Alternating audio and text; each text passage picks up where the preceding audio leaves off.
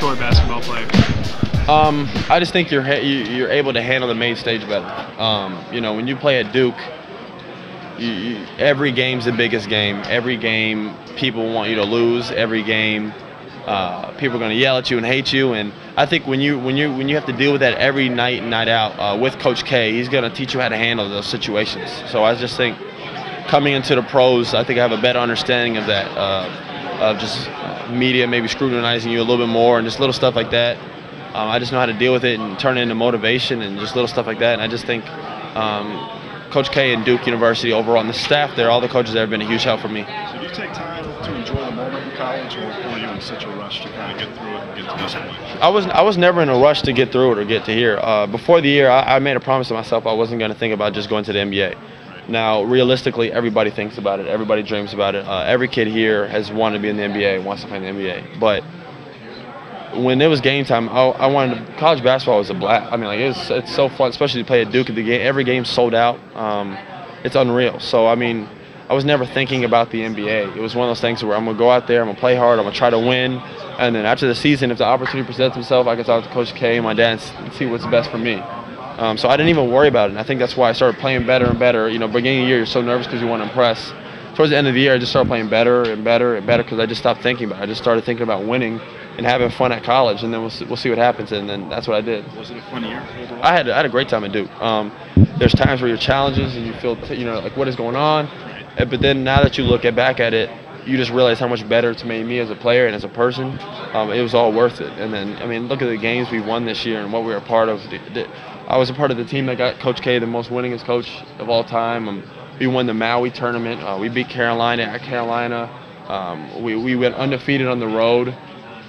We didn't lose one game on the road this year. I mean, if you look at all that stuff like that, like, I mean, the road in the ACC, I think that's amazing. So I had a great time, and most importantly, I got to get relationships with my new teammates that are now best friends as I go on, and coaches. So.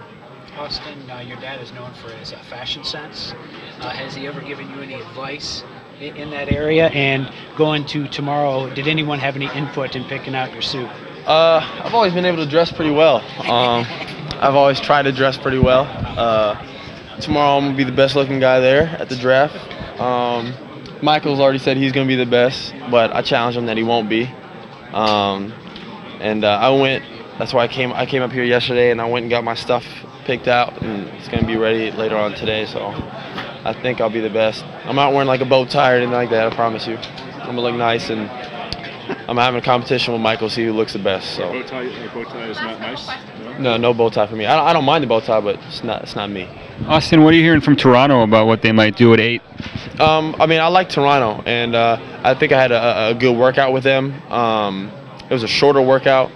Jeremy hurt his foot, so things kind of got messed up. But it was a good workout. I don't know which direction they're going to go in, but I think I have a high expectation with them, really high with Portland, and a very high with New Orleans, and then Phoenix and other teams. You just don't know. It's so hard to get a read from these GMs. So my whole thing is, that's why I'm a little nervous. You just go in this and hope for the best, and I know I'll be all right. So I'm not really too nervous. That's where I'm excited. But I know I'll be one of the 4, and I'm just excited to see what happens. How do you react when your name is called? I mean, I'm not gonna know what to do because I've never been called. You know, I've just watched my friends. You know, it's amazing. I've watched my buddies like Brandon Knight and Kyrie get called, and I had like a little feeling inside me, like, man, that must be amazing. So now to be almost 24 hours away. I mean, I hope it's going to be that times like a million. I'm sure it will be. How big of an impact will it have on your career, what team ends up picking you?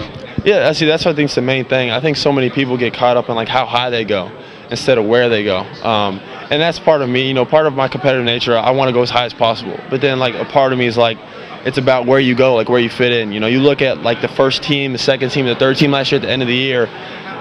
Most of the guys weren't lottery picks. There were guys that just went to great situations. A kid from my hometown, Chandler Parsons, went to Houston Rockets, second round, made second team.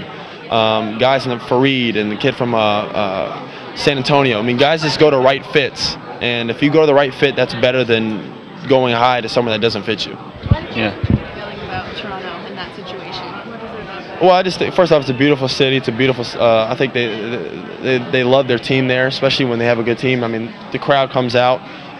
They have athletic wings there like DeMar DeRozan. I don't know what they're doing with their point guard situation, but I know Calderon's there as of right now. Ed Davis, up-and-coming players that are athletic, and I think I could fit into that program, especially the way they like to get up and down, but also with Coach Casey, they like to play defense. And that's something I want to learn and get better at, and something I would like to do next year. So I think that situation would fit me pretty well.